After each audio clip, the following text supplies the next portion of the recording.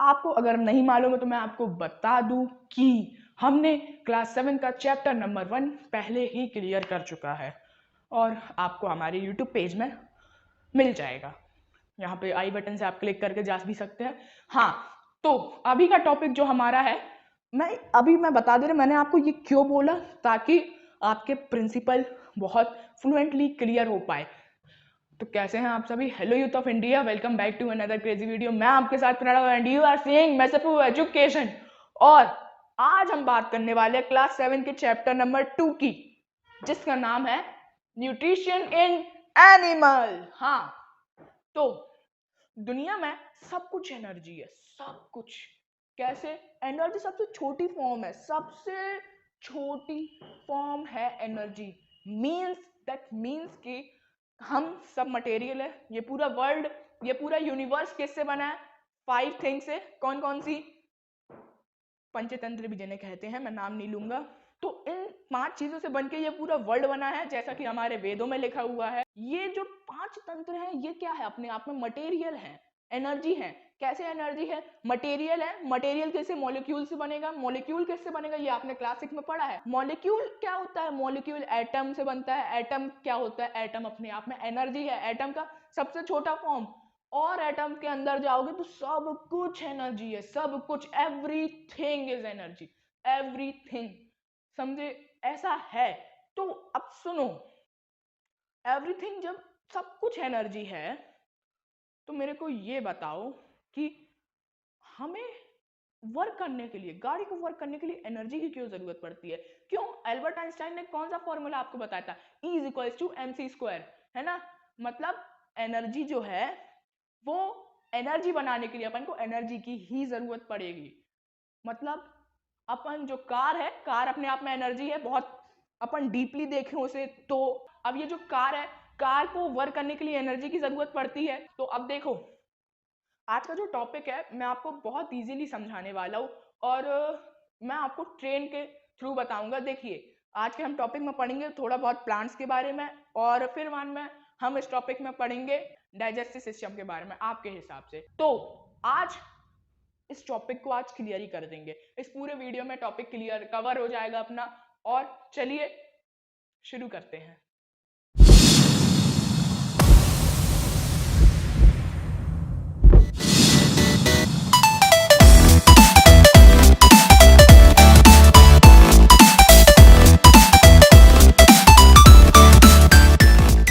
हाँ, तो अभी मैं आपको एक रिव्यू दे दूं कि आज हम कौन कौन से पॉइंट पे बात करेंगे। तो सबसे पहले हम बात करेंगे इंट्रोडक्शन, मतलब इंट्रो देंगे चैप्टर का पूरा, क्या है, क्यों बनाया गया चैप्टर। तो पहले हम इंट्रो देंगे। इंट्रो देने के बाद different ways of taking food की, ठीक। फिर बाद में हम बात करेंगे डाइजेशन इन ह्यूमन की। फिर बाद में हम यहाँ से हमारी डाइजेशन इन ह्यूमन की कहानी शुरू हो जाएगी। दैट मीन्स कि हम अब जो हमारी पूरी प्रोसेस है, होते हुए कैसे, मतलब गुजरती है हमारे पेट से, स्टमक से होते हुए कैसे गुजरती है, उसके बारे में आज हम बात करेंगे। डाइजेशन इन, अब बाकायदा आप जितने भी पॉइंट देख रहे हो सब इसके अंदर ही आते हैं। तो आइए हम बात करते हैं इंट्रोडक्शन पार्ट की। Okay, introduction. अब देखो, ऐसा है कि हम एनर्जी, सब कुछ एनर्जी है वर्ल्ड में, ये मैंने आपको बता दिया, है ना? दुनिया में सब कुछ एनर्जी, और एनर्जी को पैदा करने के लिए एनर्जी ही जरूरी रहती है। मतलब एनर्जी एनर्जी से बनती है, ऐसा है। हाँ, तो अब जो इंट्रोडक्शन था, मैंने आपको बता दिया एनर्जी के बारे में, है ना? और एनर्जी के बारे में आप बताने के बाद अब हम बात करेंगे प्लांट के बारे में। मैंने कहा था ना प्लांट आएगा। अब देखिए, तो प्लांट मतलब हम डायरेक्टली या इनडायरेक्टली प्लांट पे ही डिपेंड है फूड के लिए। कैसे? समझो, प्लांट एक प्रकार से एक ऐसी नेचर की यूनिट है जो कि रिसोर्सेस को लेके, कुछ रिसोर्सेस को लेके जो अवेलेबल है नेचर में, उन रिसोर्सेस को लेके वो फूड बना देता है। इसीलिए प्लांट इंपॉर्टेंट है। समझे? मतलब प्लांट इसलिए इंपॉर्टेंट है क्योंकि वो सनलाइट को लेके, वाटर को लेके, और ऑक्सीजन, कार्बन डाइऑक्साइड को लेके ऑक्सीजन और ग्लूकोज दे रहा है। मतलब कि वो नेचर से ही काम कर रहा है, उसको कोई और अदर रिसोर्सेज की जरूरत नहीं पड़ रही है, वो नेचर से ही ले रहा है। जैसे सोलार पैनल होता है ना, सोलार मतलब सिर्फ सनलाइट लेके वो इलेक्ट्रिसिटी बना देता है, ऐसा ही प्लांट है। तो प्लांट की मात्रा भी ज्यादा होनी चाहिए। क्यों? क्योंकि वो अपनी लाइफ है, हर लिविंग बीइंग प्लांट पे ही डिपेंड है, डायरेक्टली या इनडायरेक्टली। जी हाँ, मतलब कि जो प्लांट है वो प्लांट बनाता है फूड, और कोई भी जानवर उसको खाता है। जो भी जानवर जो प्लांट्स खाता हो वो उसे खाता है। खाने के बाद वो अपनी एनर्जी बनाता है अपने अंदर। अब वो डाइजेस्ट करेगा प्लांट को डाइजेस्ट करने के बाद, जैसे हम एप्पल खाते हैं, एप्पल से हमें एनर्जी मिलती है वर्क करने के लिए, ठीक। तो अब उसे खाते हैं अपन, अब डाइजेस्ट करते हैं। अब मान के चलिए जीब्रा है, कोई भी हिरन है, डियर है, सॉरी डियर है, तो अब ये लोग जो रहते हैं ना, उसको कौन खाएगा? जो कि मीट खाते हो, जो एनिमल मीट खाते हो। I am right? यस।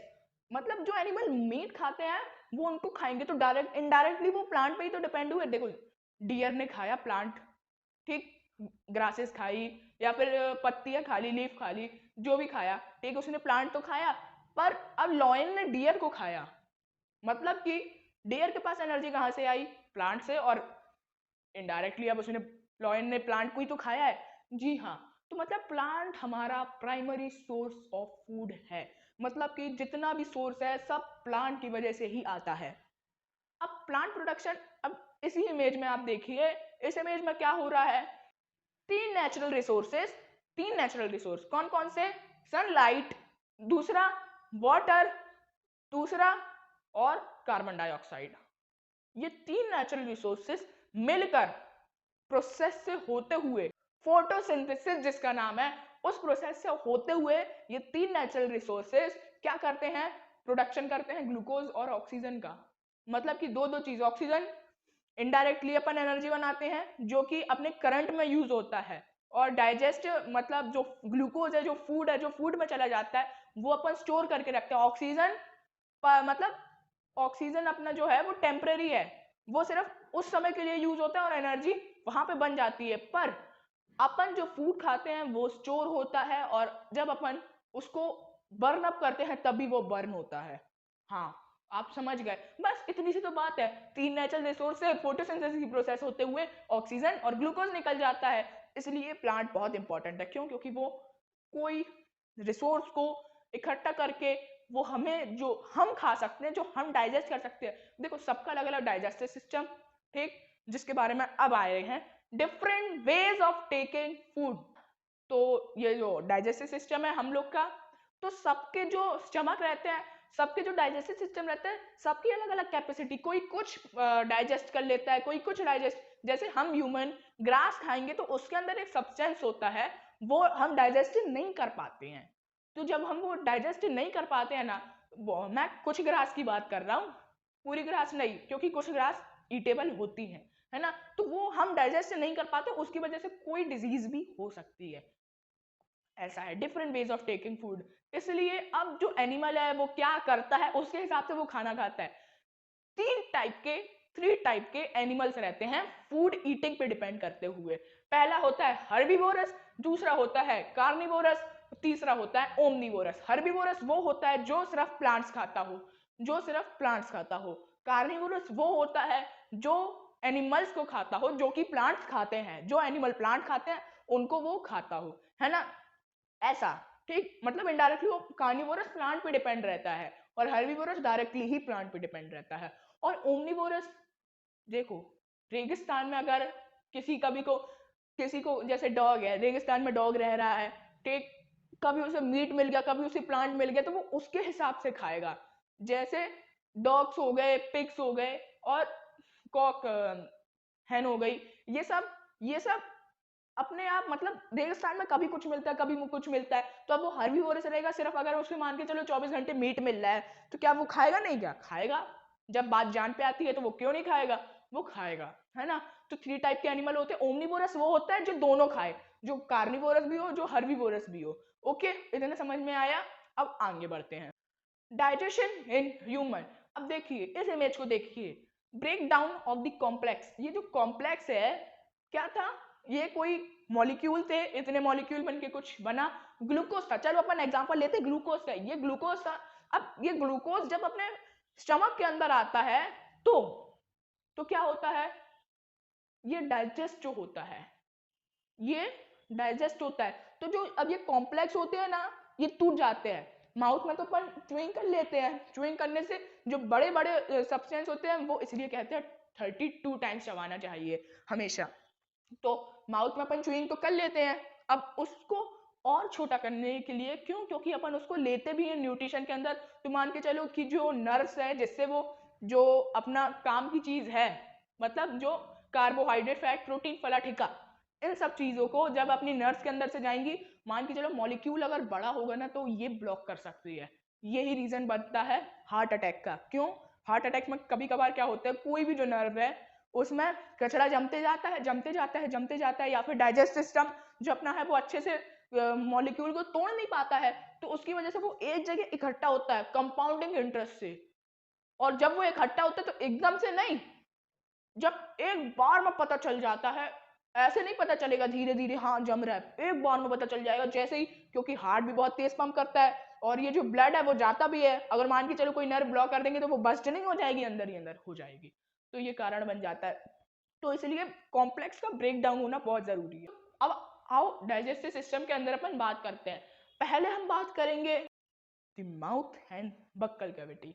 अब देखिए माउथ है, माउथ में अब मैं ट्रेन के एग्जांपल से समझाता हूँ आपको। जो माउथ है, अब माउथ ने क्या किया, च्यूइंग करी, ठीक, मतलब कि जो ट्रेन है, ट्रेन ने क्या किया, जितने भी लोग थे फर्स्ट स्टेशन में अंदर गए सब लोग, जैसे जबलपुर से ग्वालियर कोई ट्रेन जा रही है तो उसके जाते समय क्या होगा, उसमें जबलपुर में लोग भरेंगे, ठीक, फिर मान में क्या होगा, बक्कल कैविटी, बक्कल कैविटी अंदर। अब यहाँ से अंदर, अब देखिए ये जो सलाइवा ग्लैंड जो आपको दिख रहा है ना येलो येलोइश, ये जो है सलाइवा ग्लैंड है। अब ये जो ग्लैंड है वो ग्लैंड क्या करते हैं, इनके अंदर सलाइवा रहता है। अब देखो जो फूड है, फूड भी वैसा है। अब फूड में मतलब ट्रेन में कुछ क्रिमिनल टाइप के लोग भी जाते हैं अंदर, तो उसके लिए अपन क्या रखते हैं, गार्ड भी रखते हैं ना पीछे वाले डिब्बे में। हाँ, तो वैसे ही सलाइवा जो है, जितने भी डाइजेस्ट होने के लिए, अपने स्टमक में डाइजेस्ट होने के लिए सलाइवा बहुत इंपॉर्टेंट है। इसको आप, मैं अभी पढ़ाऊंगा 7th में, चिंता मत करो। एसिड एंड बेस, इनको अभी ये चैप्टर भी आने वाला है ना, तो इसमें आपको समझ में आएगा, है ना।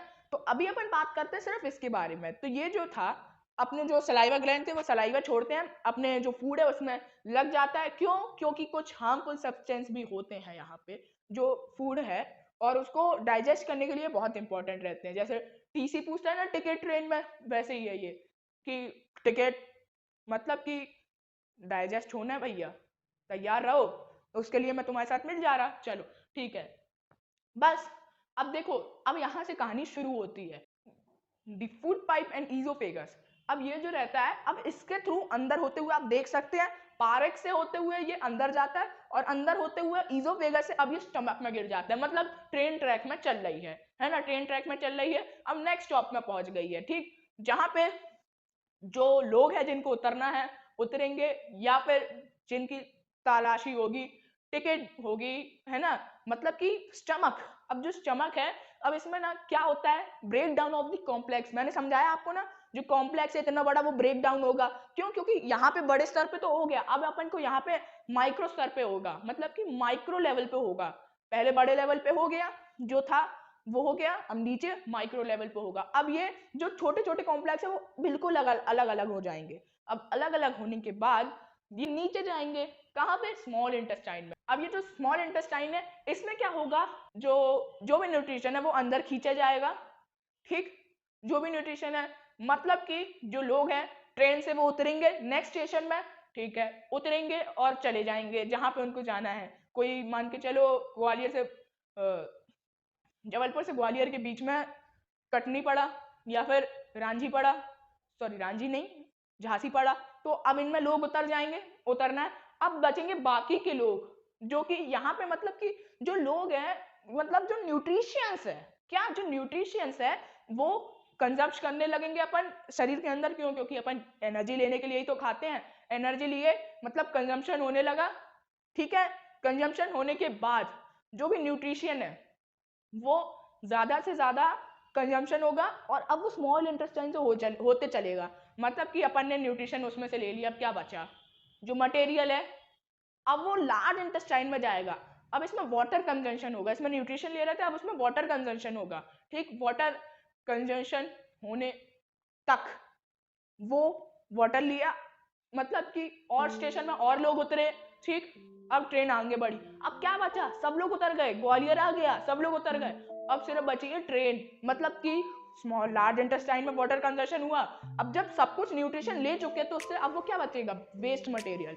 अब वो जाएगा पहले, अब इंजन दूसरा लगेगा, है ना, अब जो बोगी होगी वो जाएगी बाहर, है ना, मतलब कि जो हमारा रेक्टम है, रेक्टम से होते हुए लार्ज इंटेस्टाइन से होते हुए रेक्टम, और रेक्टम से एनस, और एनस से बाहर, ये है पूरा। और इसी के साथ वीडियो खत्म हो जाए, तो उम्मीद करता हूँ आपको पसंद आया होगा, और इसमें आपको मैंने पूरा डाइजेस्टिव सिस्टम बताया ट्रेन के एग्जाम्पल से, तो आपको समझ में आया ही होगा, उम्मीद करता हूँ। अब मिलेंगे अगले वीडियो में, तब तक के लिए बाय। मैसेफू एजुकेशन देखते रहिए। अगर आप पहली बार आए हैं और अगर आपको सिलेबस से रिलेटेड और वीडियोस चाहिए तो सब्सक्राइब कर लीजिए फटाक से, क्योंकि हमारे पास अभी 8th की भी स्क्रिप्ट जो रील्स है वो आने वाली है। तब तक के लिए बाय। मैं आपके साथ Pranav, and thank you for seeing, you are seeing मैसेफू एजुकेशन। जय हिंद।